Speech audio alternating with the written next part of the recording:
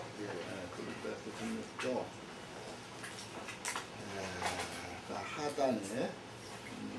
하단에 오른쪽에서 하나, 둘, 셋, 넷, 11줄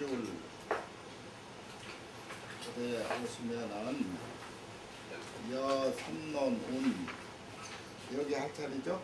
예, 여섬론운에 하단에 11줄 여섬론운 약 무하 무명 대행 불생 양무 수도 무명 대행 불숙자는 심형 분별 악연 상응 무명 능발 총보 인업 경계 그리고 여기에 이 빠졌던 것이 이 까닭이 어디 제가 번역한 먼저 저기 원효전세 찾아보니까 이게 그대로 메꿔져 있어요. 그래서 그대로 번역을 했는데 아마 이 책이 나오기 전일 겁니다. 제가 이장이 번역할 때는. 근데 여기에는 이게 빠져 있어요. 그래서 그걸 먼저 그 일본서 나온 그걸 한번 찾아볼까 하고 있는데 아직 대조 안 해봤어요. 근데 여기 원효전서에 나온 원문은 이렇게 돼 있어요. 거기에 써놓으시죠. 인업경계의 상, 예. 경계의 상,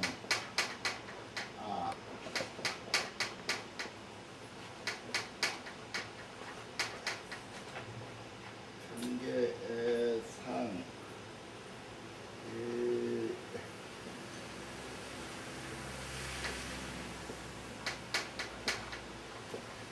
이 무명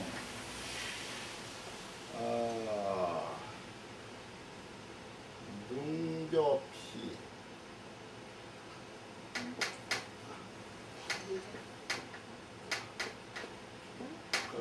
이 책에는 능서로 되어 있죠. 근데 이 조자로 고쳐주세요. 거의 잘못 나왔어요. 그러니까 능조피업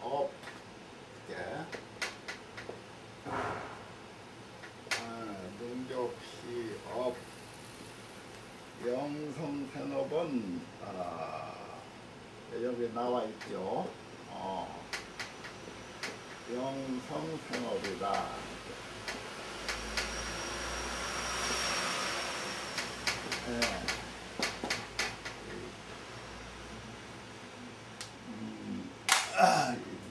이런 거죠. 그 밑에다가 이렇게 써놓으시고 아무튼 이제 이 문장이 여기까지 이렇게 끊어집니다. 그래서 불성론 위에 그러니까 섭대성론에서 말하기를 이 섭론은 섭대성론 대승을 넣어서 늘 말씀드렸습니다마는 이제 섭대성론은 무착이란 분이 지으셨어요. 그래서 이게 섭대성론이 무착 친동생이죠. 거의 세친이란 분이고 이게 이제 섭대성론은 이제 이 무착이 지었고, 그리고 이제 그 세친이란 분이 이 주석을 하고, 그리고 이 무성이라는 분이 주석을 해서 이게 석대승론, 석이라고 그래. 석대승론 석. 이 두 분이 무차기 지은 석대승론을 주석을 해요. 주석을. 그러니까 이제 원전만 하면은 이제 상중하로 조그만하게 된 얼마 안 돼요, 그게. 근데 우리가 이 반야심경이나 또 기신론 그 원문만은 얼마 안 되죠. 그걸 막 주석을 하니까 아주 참 그 이론도 많아지고 아주 그야말로 학문적으로 참 이 해설서라고 볼 수가 있는데 좀 이론적으로 좀 복잡하죠. 지금 이 대승불교나 소승불교나 또 인도에서는 그 학자들이 부처님의 그 경전을 가지고 그냥 논증을 많이 하는데 서로 견해가 틀려요. 이게. 견해가 틀릴 수밖에 없는 것은 나름대로 그 현실에 맞게 자꾸 주석을 붙이니까 그러면서 또 상대방 또 논박하고 이렇게 그러면서 불교학이 이게 발전해 오거든요. 근데 특히 이 시대는 더 강해요, 이게. 그러니까 인도에서 대승불교를 발전시킨 바로 두 사람을 거론하라고 하면은 용수라는 분이 계시고, 용수. 그러니까 용수는 초기 대승불교를 부흥시켰다. 그래서 대승불교의 그 할아버지로 통해요. 물론 사상은 부처님에게 있지만은 이게 이 세상에서 하나 사상가로서 이렇게 부르짖는 것은 이제 용수가. 근데 용수는 반야경을 바탕으로 주로 공사상을 펴나왔단 말이에요. 그게 그 후대 약 300년 후에 이제 무착이라는 분이 나타나가지고 거기다가 요즘 말로 업그레이드 하죠. 이 공사상에다가 마우무 사상을 거기다가 덧붙여가지고 요즘 흔히 일체유심조, 만법은 유식이다, 그 유심사상 그걸 완성시킨 분이 바로 무착이라고 볼 수가 있어요. 현존 인물로서는 이분이에요. 이분의 스승은 누구냐? 이제 미륵이라는 분이 그 육아사지론도 설했고, 하지만은 역사적인 인물로서는 이 무착이에요. 이 무착이 모든 그 대승경전의 그 유심사상을 그냥 갖다가 정리를 하고 그러는데, 그 중에서도 이제 해심밀경이라는 그런 경전을 소위경전으로 하고, 그래서 유심사상을 막 펴는데, 이 무착은 뭐 앞에 대법론 나왔죠. 아브달마침론, 또 그 밖에 현양성교론. 근데 그 가운데 여기서 말하는 석대성론이 유식하고 그야말로 안짜 그것도 아주 잘 돼 있어요. 석대성론이. 그러니까 이분이 쓴 게 너무 짜임새 있고 좋으니까 친동생인 세친론사가 이 주석서를 썼고, 동생은 아니지만은 당시의 무성론사, 유식학자예요, 유식학자. 이분이 또 주석서를 썼어요. 예. 그래서 이 세 분의 저수를 중국에 그 번역을 하는데 두 사람이 번역을 해요.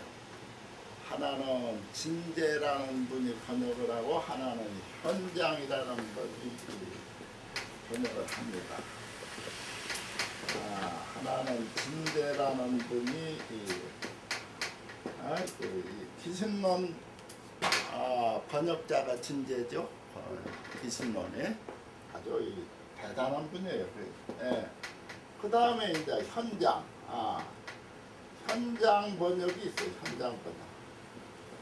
근데 현장은 이걸 번역을 했지만은 현장은 주로 법상종으로 성유식록 내지 법상종의 종조로 돼 있고 진제는 선론종의 종조로 이렇게 돼 있어요.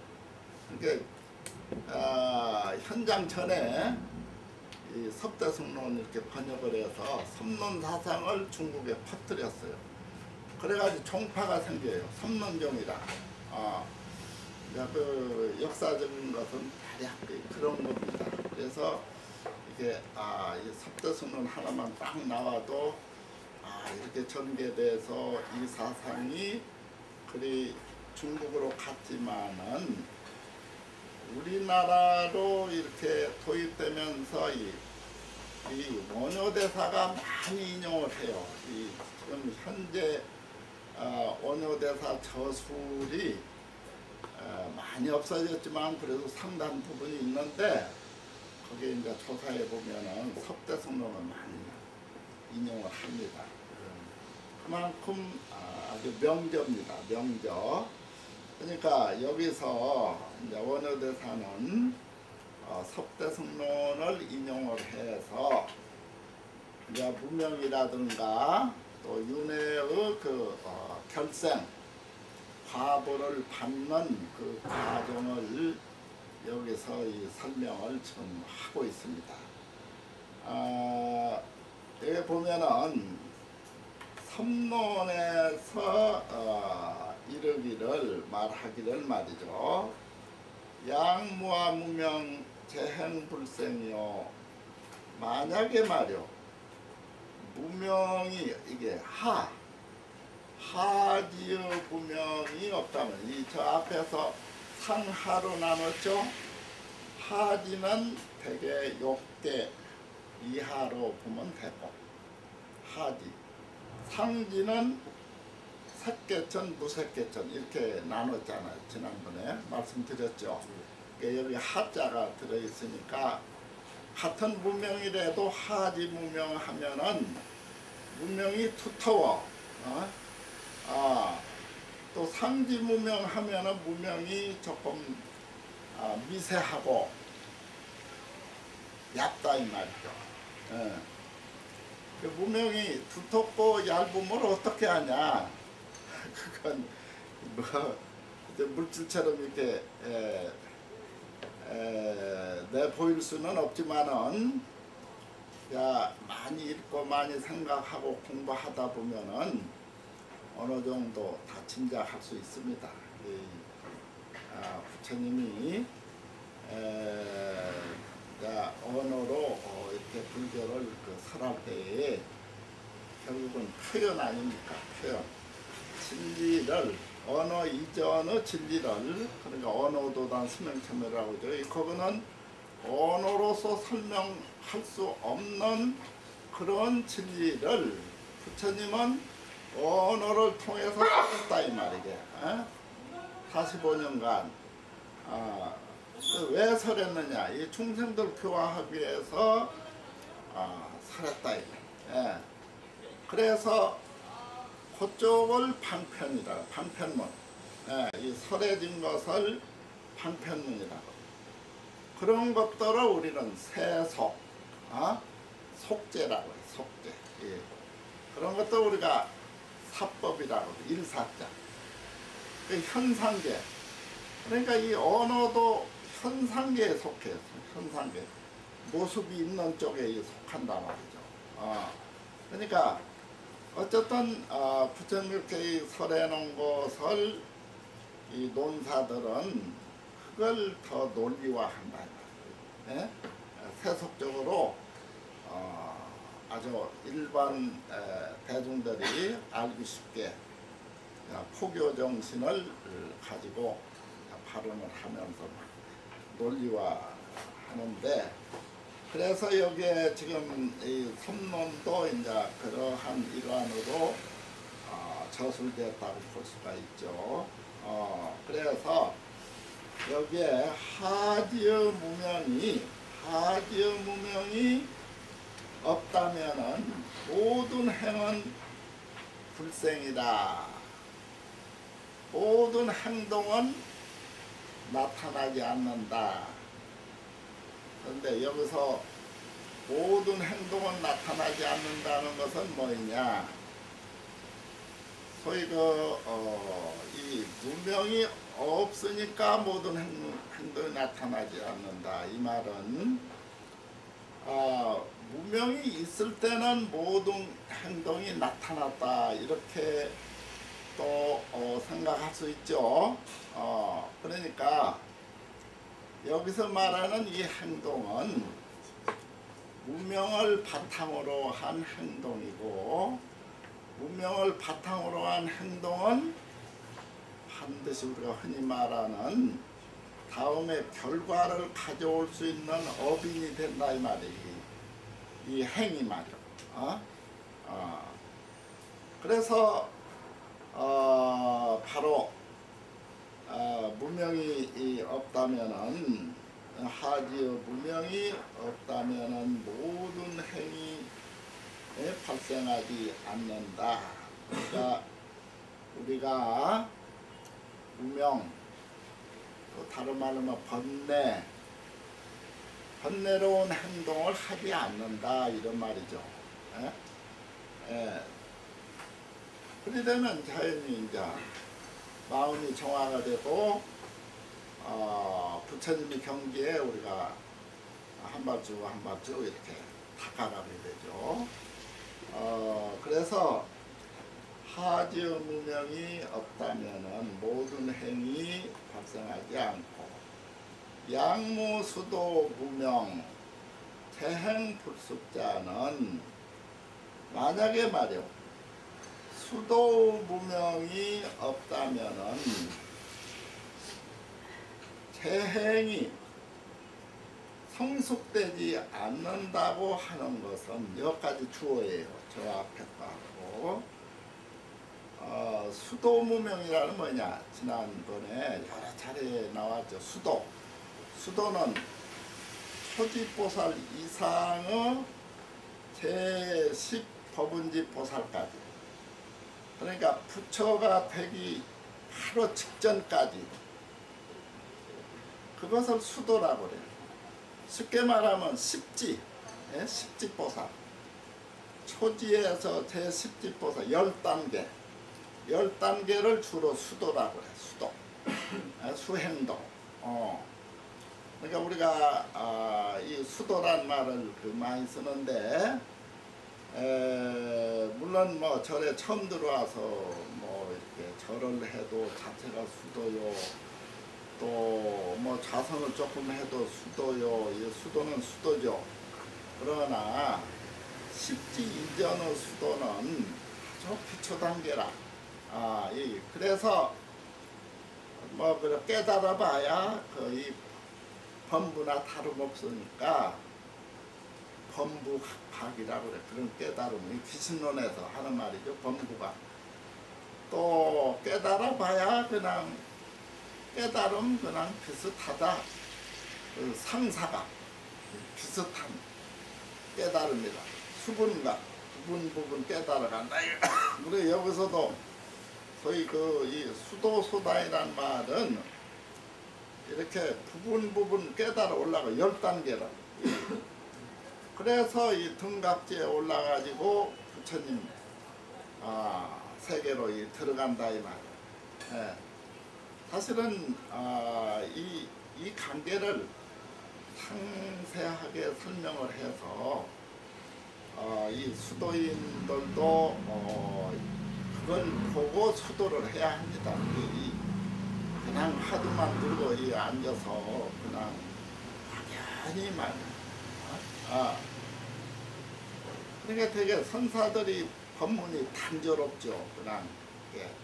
그러나 이제 이러한 논전 교학에 오면은 뭐 하나하나 따져서 설명을 해주니까 그래서 이때 왜 이렇게 따져서 설명을 하느냐.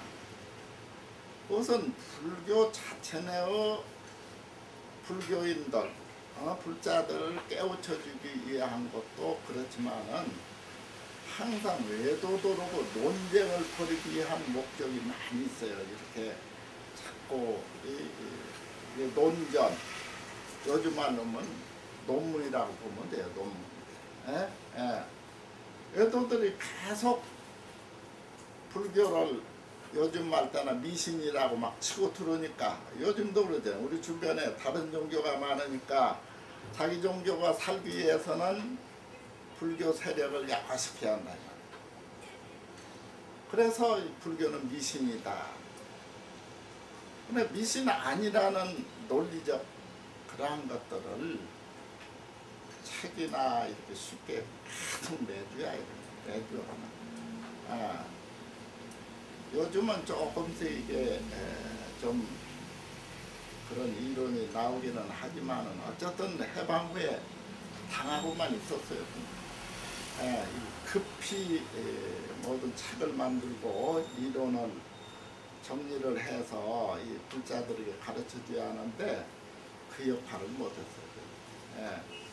자, 그래서 여기에 지금 있는 말씀이 이 수도의 무명, 그러니까 초지보살에서 점점 수행을 하면서, 그러니까 육바람일 내지 십바람일을 수행하면서 여기서는 또 수행이라도 이타적 수행을 의미해요. 이 수도에서는 이미 자리적 수행은 자기 수행, 자기 마음을 닫고 뭐 이런 것은 그것은 수도인의 기초고, 기초고 나 이외의 대중 내지 사회를 정화하는 운동, 그런 것들이 다 수도의 그 수행이에요. 십지바람입니다. 그래서 이때 단절되는 무명이 있단 말이야. 우리가 흔히 52가 있다고 그랬죠. 그러면 지전보살이 적어도 40이죠. 10신, 10주, 10병, 10병. 그러니까 열심히 해서 거기까지 올라간다 이 말이에요. 그래서 마지막 단계에서 그 위치를 견도이라고 그랬죠. 지난번에 견도와 수도란 말이 항상 같이 나와요. 볼견자, 길도자, 견도소단이. 그러니까 그 이전에 단절되는 무명 내지 번뇌, 그리고 거기서 진일보해가지고 초지보살부터 제10지보살 수도, 수도소단이라고. 수도의 경지에서 단절되는 무명, 자, 그런 걸 여기서는 수도 무명이라고 그러죠. 그래서 이러한 무명이 없다면은 대행이 성숙되지 않는다. 번뇌로운 행동이 더 이상 성숙되지 않아. 막 내리막기죠. 약화돼. 그러니까 초지보살부터 지상보살로 들어가면은 거기서부터 무해라는 말을 많이 써요. 무해. 그 이전에는 맨 장애지. 번뇌장, 소지장. 이 2장이 번뇌장, 소지장이죠. 그래서 저 앞에서 번뇌장, 소지장 때문에 정신적 지장이 많고 또 지혜, 열반과 포리심을 나타내고 싶어도 내적인 이 번뇌에 의해서 이게 자꾸 장애를 받는다. 그래서 파리를 못하는 거예요.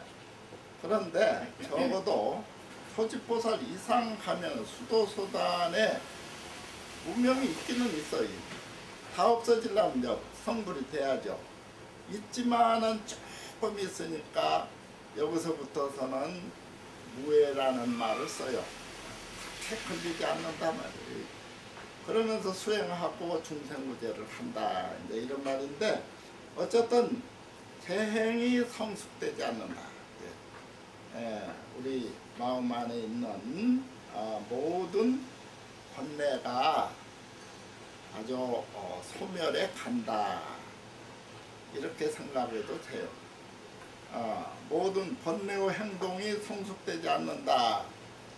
그러니까 번뇌가 소멸해 간다, 이런 말이나 같다 이 말이죠.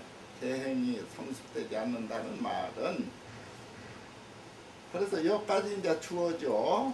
그러니까 선론에서 말하기를 만약 하지의 무명이 없다면은 모든 행이 발생하지 아니하고, 만약 수도 무명이 없다면은 대행이 성숙되지 않는다는 것은, 여기까지가 이제 주어라 말이요.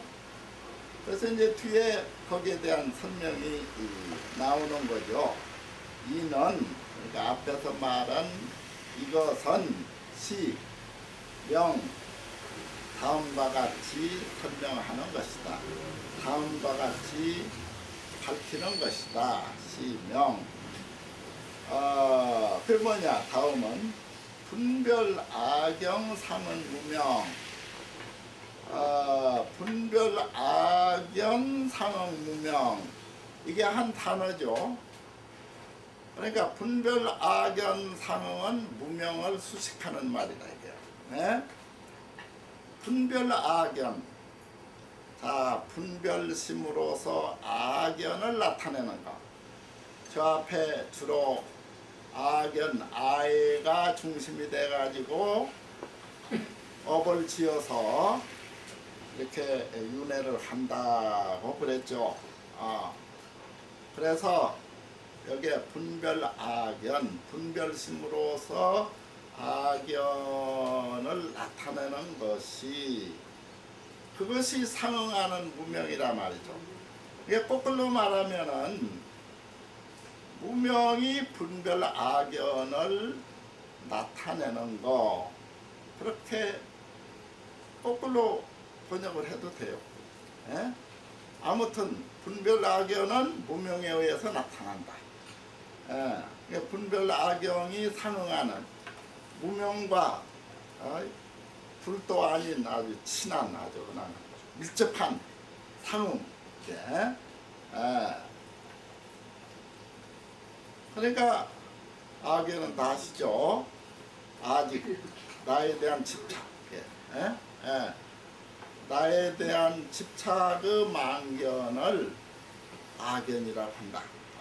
모든 나의 마음과 육체, 이건 본 바탕은 진여법성이지만은 그 밖에 모든 인연으로 형성된 나의 마음과 몸,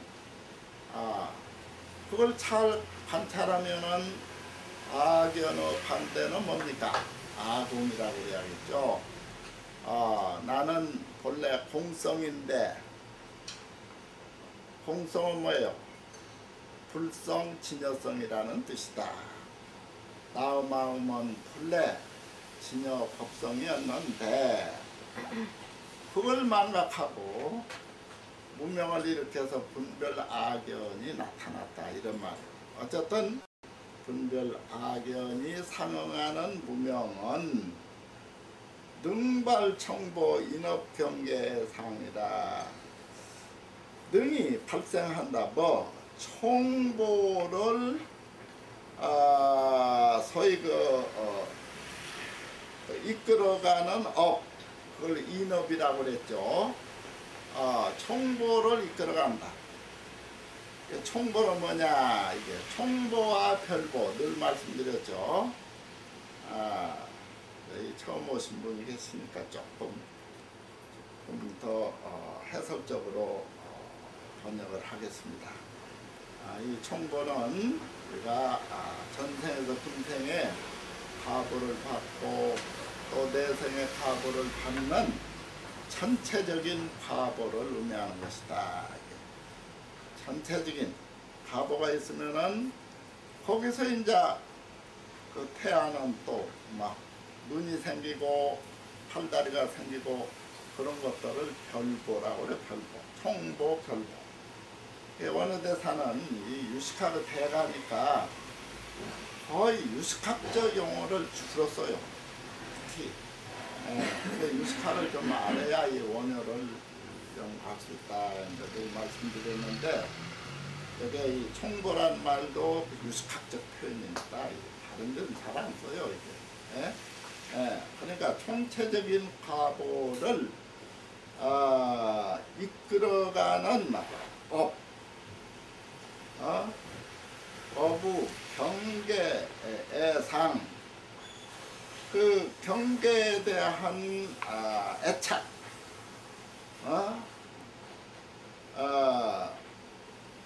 애착의 모습을 발생하는 것. 저 앞에 말이요, 능발, 발생한다. 무엇을? 총보 인업을 발생한다. 무엇이? 분별 악연이. 그러니까 우리 각자가 아집이 있는 한, 나에 대한 망견이 있는 한 윤회하는 그러한 업을 조성한다 이런 말이죠. 그 중에 총보업이라 말이죠. 총보를 이끌어가는 업, 인업은 말이요, 경계애상으로서 능이 발생한다. 경계애상은 우리가 자기 자신을 상대로 한다. 경계는 뭐 대상이라고 봐도 돼요. 대상. 마음이 접하는 경계, 한계점이죠. 이 망심으로 접하는 데는 항상 경계가 있게 마련이에요. 경계. 지혜로 접근하면 어떻게 돼요? 무경계죠. 경계가 없죠. 그런 것들을 능소가 없다고 그러죠. 심일경성. 그런데 여기는 무명이 바탕으로 되니까 경계가 있게 되고, 경계에 대한 애착하는 모습, 경계애상, 애상을 능히 발생시키는 것은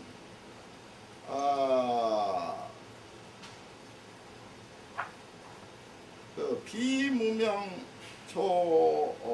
능조 피업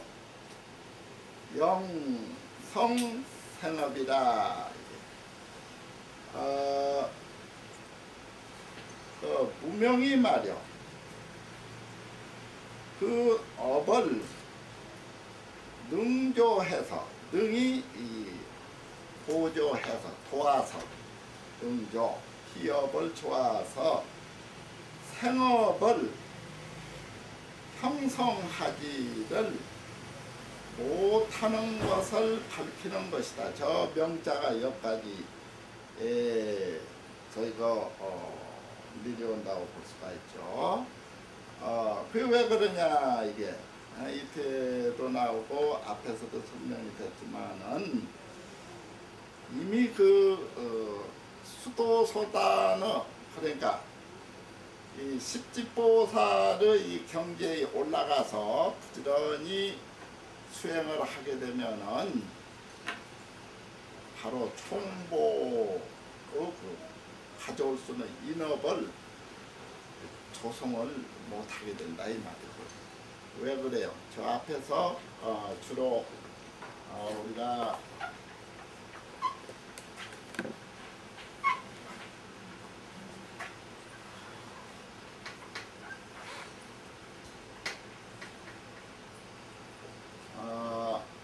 주로 이 번뇌장은 요 뒤에 나오지만은 번뇌장은 주로 뭡니까? 분단 생사를 의미하는 거죠. 분단 생사.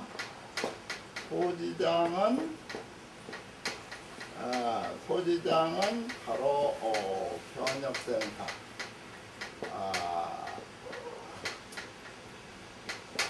변역생사. 그러니까 여기서 지금 결생 총보를 가져오도록 이끌어간다는 그러한 업력은 이쪽이에요. 분단생사. 이 분단생사는 전생에서 금생, 금생에서 내생, 이게 단절된 생사란 말이야. 에? 왜 그래요? 지금 우리가 이 살다가 결국은 죽게 되면 몸을 버리고 떠나게 되죠. 아래야식이 중심이 돼가지고 그런 것들을 분단이라고 그래요. 분단. 근데 편약생사는 몸을 버릴 게 없어. 이제 거의 이 업력이 정화돼가지고 업력이 정화돼가지고 화보를 받지 않으니까 이 세상 저 세상 돌아다니는 윤회의 과보는 안 받는다 이 말이지. 그러나 아직 번뇌는 미세한 번뇌는 있다. 무명이 있다. 그래서 부처될 때까지는 변역생사, 생사를 그러니까 심적인 마음의 생사를 되풀이한다 이렇게 보면 돼요. 예? 몸을 중심으로 생사윤회를 하지 않고 혹은 면했고 이 지상으로 올라가면 바로 이 정신적인 생사만 있게 된다. 그걸 변역생사라고 한다. 이제 이렇게 보면 되는데 지금 이 내용이 그게요. 지금 예?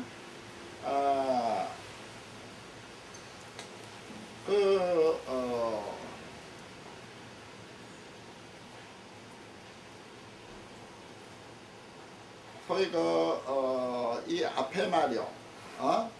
수도 무명이 없다면은 아니면 하지의 무명이 없다면은 대행이 불생하고 모든 행동이 성숙되지 않는다. 그건 뭐예요? 벌써 업력이 청정하고 그런 말이죠. 예? 모든 나쁜 행동이 성숙하지 않고 또 행하지 않으니까 다른 말로 말하면은 그 마음이 청정하고 그래서 청정한 업을 조성을 하게 되니까 그걸 무업이라고 하죠. 청정한 업. 예. 그런 것이 조성이 되니까 결국은 여기서 총보업을 가져올 수 있는 그런 인업을 발생시키지 못하게 된다. 그럼으로써 그 무명이 능히 그 업을 도와서 생업을 형성시키지 못한다 이 말이죠. 그게 무명이 약해졌으니까. 무명이 약해지. 무명이 둔탁하면은 모든 행동, 모든 마음의 행동이나 관여해가지고 거칠은 정신생활, 거칠은 육체적 생활, 사회생활을 해서 업을 많이 지어서 그냥 그 총보를 받으면서 이렇게 윤회를 할 텐데 여기서는 그런 행위 성숙되지 못하고 행하지 않으니까 다른 말로 하면은 선업이 강해졌다 이 말. 선업이. 예. 그러니까 그 무명은 그러한 업을 도와주지 못하고 그래서 생업을 형성하지 못한다. 생업은 분단, 여기서는 생업이란 말은 분단 생사를 말하는 거죠. 분단 생사가 형성되지 못한다. 단 변역 생사는 있다. 이렇게 봐야 하고. 사실은 이거는 이제 생사관계, 업력과 무명. 그래서 이 번뇌로는 반드시 생사윤회와 직결되니까 그렇게 쭉 설명을 하지만은 만약에 이제 참선에다가 이런 이론을 도입한다면은 참선하면서만 스스로 자기를 관찰하면서 얼마든지 분단 생사 그러면은 자기가 자기 마음을 아니까 자기가 행동한 것도 알고 그러니까 이 분단 생사 면하지 못하겠구나. 이 승속간에 업이 많으니까 사후에는 이 정도 내가 일생 동안 업을 지었다면은 내 생에는 지옥으로 가겠구나. 그것도 한번 생각해 봐요. 그런 정도 생각을 했다면은 그건 거의 도인이에요. 도인. 박하니 말이죠. 근데 그런 정도로 생각할 줄 아는 사람은 또 그렇게 분단생사 할 만한 그런 업을 안 지었을 거란 말이죠. 그러니까 여기서 지금 모든 무명은 말이죠. 이 번뇌업을 도와서 이렇게 행동하도록 도와주는 것인데 그만큼 이 무명이 미세화됐다. 추중 무명이 아니라 미세 무명이라 이 말이에요. 저 앞에서 여러 차례 되풀이 해왔죠. 자, 여기까지가 섭대성론의 말이다 이 말. 다음에 불성론의 말하기로. 이 불성론이 아주 참 조직적입니다. 섭대성론도 좋은 논제이지만은 이게 거의 다 이 무착 세친 시대에 나타난 논전이에요. 이 불성론이 세친작일 겁니다. 이 세친이 그래서 이 불성에서는 그 초두의 말이요. 왜 불성론을 쓰느냐, 이게 그 글을 쓰기 위한 설명이 5가지로 나와요. 그런데 생사에 대한 두려움을 없애주기 위해서 모든 중생들이 생사에 대한 두려움이 있죠. 날 때는 뭣도 모르고 나서 그냥 앵 울고 났다가 그냥 전 먹고 이렇게 크는 재미로 했지만은 죽을 때는 그냥 막 죽음에 대한 공포가 많단 말이죠. 그런데 이 논리는 우리가 불성이 있다는 것을 확신하게 되면은 죽음에 대한 공포가 없어진다. 아주 좋은 말입니다. 이게 왜 그래요? 이거 뭐 인연법으로 형성된 내 몸 일사에 던져버리고 헐 옷한벌 그냥 벗어버리고 새 옷을 갈아입는 식으로 이렇게 떠나는데 몸에서 떠나지만은 생명은 그대로 유지된다 이 말이에요. 더다나 불성을 믿으면은 항상 윤회를 초월한 생명체니까 이 불성이라는 게 불성, 진여성 똑같은 말이에요. 이게. 곧 공성 다 같은 별명들입니다. 그걸 믿으면은 우리는 소위 생사 공포가 없다 이 말이에요. 그리고 불성론 앞에 그런 서론이 나와요. 참 아주 멋있죠, 그냥 아주.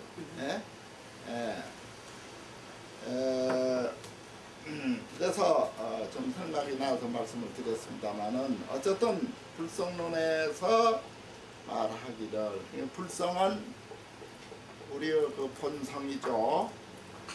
그러면은 반야 지혜는 어디서 나타납니까? 불성에 의해서 나타나게 돼 있어요. 그래서 불성론에 지혜론이 많아요. 지혜론. 물론 반야하면 저 반야경에 좀 많이 설명되지만은 여기는 불성이 곧 반야를 발생시키는 것이다.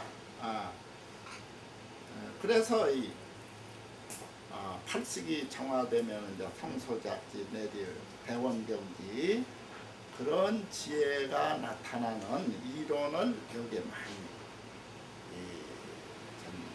쓰고 있어요. 아무튼 이 불성론의 이루기를 혹 부동업 증장가인자 사유등성업 현재 능바자 심형 유경계에 증장인업 영성생업 호명상업이라. 이제 조금 더 자세히 여기서 설명하고 있죠. 혹과 부동업은 복업, 즉 선업을 말하고, 복업은 선업을 많이 지면은 복을 받는다. 그러니까 복을 많이 받는 세계는 어디냐? 색계천, 무색계천. 우리 인간계보다도 복을 더 받으려고 더 좋은 세상을 그게 발언해서 자꾸 기도드리고 그러지 않습니까? 그러면 인간 세상보다는 더 좋은 거. 근데 색계천, 무색계천. 거기에 태어나는 업을 복업. 그러니까 달리 말하면 선업. 그 다음에 이 부동업. 이 부동업은 이 앞에서 좀 했지만 여기 이제 복업은 조금 순서가 욕계에서 선업을 의미한다 그랬죠. 그 앞에서 한번 설명을 했는데 욕계도 얼마든지 복을 받는다 이 말. 근데 부동업은 색계천 무색계천 상천이라고 그러죠. 상천의 업을 말한다. 부동업은. 복업은 하천의 선업을 말한다. 이렇게 딱 갈라서 설명할 수 있죠. 그러니까 이 복업과 부동업은 가인을 증장한다는 이 가인, 이게 아무리 사전 찾아봐도 안 나오고 이게 혼자 많이 생각을 했는데 왜 가인이라는 표현을 썼을까? 인해는 이 집가자 이거 하고 함께 쓰는 단어가 여기서 처음 본 것 같아요. 나름대로.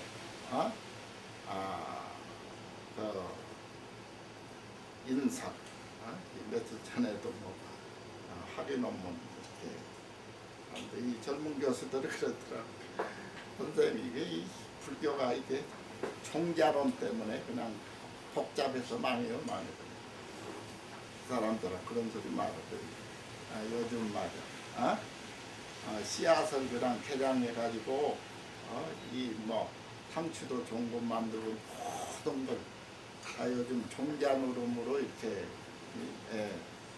모든 게 설명할 수가 있는데 바로 이 불교의 종자론 없으면은 이 세상에 살아남지는 못해.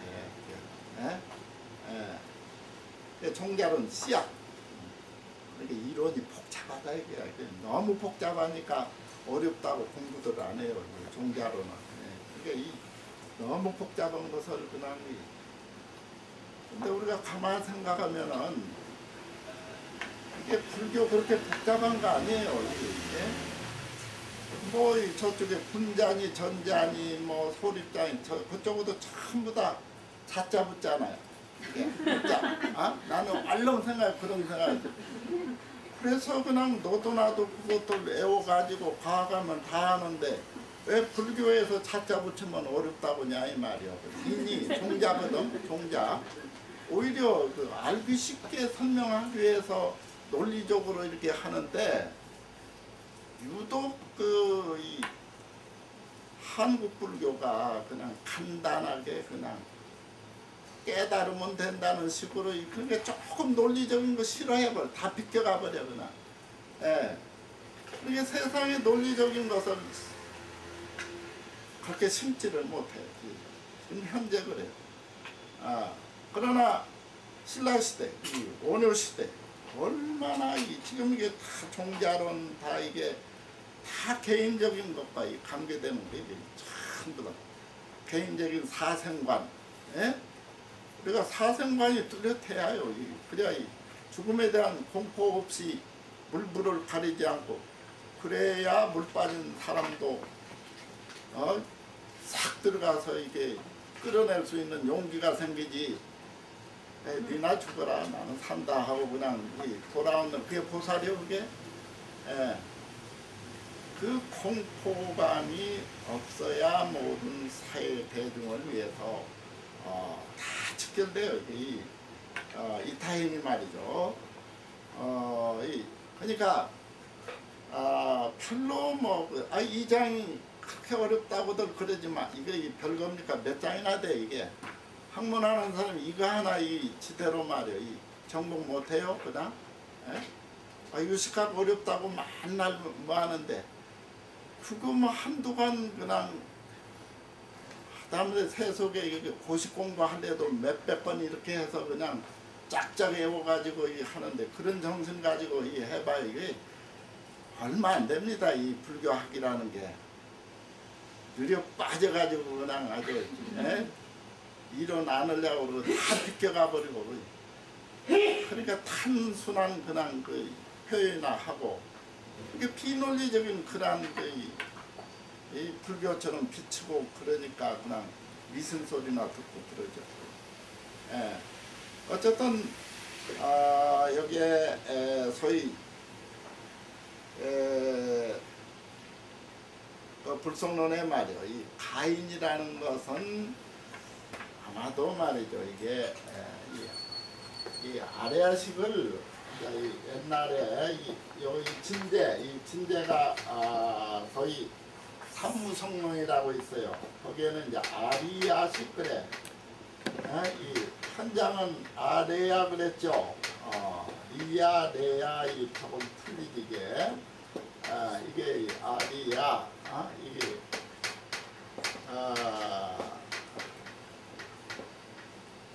이걸 택식이라고 번역을 해요. 택식.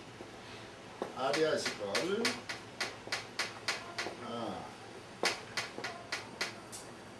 그럼 왜 택식이냐? 유식학에서 아리아식을 뭐라고? 장식이라고 그러죠. 장식. 합죽장자. 장식이라고 한단 말이지. 장식. 왜 그래요?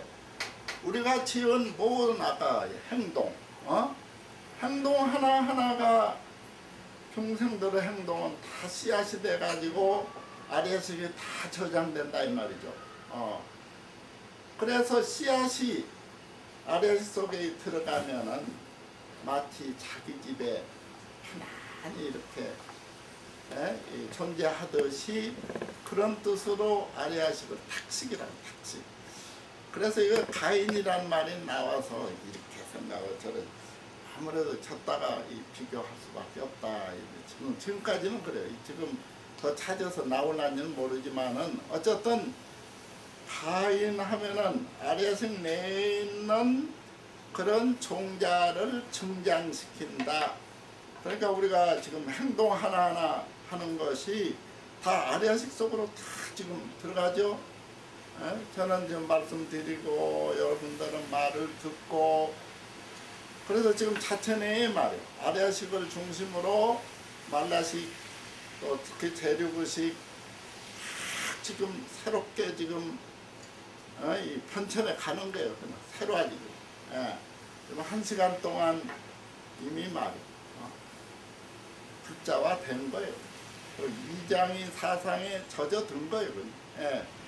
이렇게 자꾸 변천해가는. 그러니까 찰나찰나 우리가 듣고 보고 행동 이게 가인으로서 이게 증장시킨다 이 말.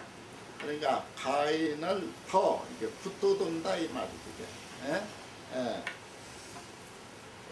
참 이게 좀 다른 데 쓰지 않는 이 표현인데 상당히 까다로운 표현입니다. 예. 그래서 여기에 소위 이 가인을 증량시키는 이게 앞에 선업과 부동업 이 업이 가인을 증거 이 우리 그 아리아식 내에 어빈을 더 붙돋는다 증장시킨다는 것은 그게 뭐냐 사유능성업이요 현재 그 사유능성업이라 사유가 능히 업을 조성하기 때문이다 이 말이 여기까지 사유가 그런 사유는 뭐냐 말라식에 의해서 나타난 사량심을 의미한다 이렇게 보면 돼요. 그래서 이 사유에 대한 설명이 요 뒤에 바로 나옵니다. 조금 여기서 한 5째 줄 뒤에 가면은 저 위에서 오진사 고명 사유라 그래 나와 있죠. 사유. 그 사유에 대한 설명이에요. 거기에 보면 피논자, 이 논자는 논자의 뜻은 의가 위로 올라가고 이 논자의 뜻은 경계애 등 경계에 대한 애착 등 등으로 오진사는 색성향 및 촉까지 전오경 전오경의 그런 사법에 대해서 이 미혹하기 때문에 그런 것을 사유라고 이름한다. 뭐 오진사뿐 아니죠. 더 확대해야 하는데 우선 이제 이렇게 축소해 놨으니까 어쨌든 우리가 보고 듣고 여러 가지 그 어떤 인식의 대상을 상대로 하면서 막 그냥 그 집착을 하게 되는데 집착은 어디서 나타나느냐 재료구식 내지 말라식 그 사유에 의해서 나타난다. 다른 말로 하면은 이런 것들은 사량심이다 이렇게 말할 수가 있죠. 전 시간은 이걸로 마치겠습니다. 좀 쉬었다.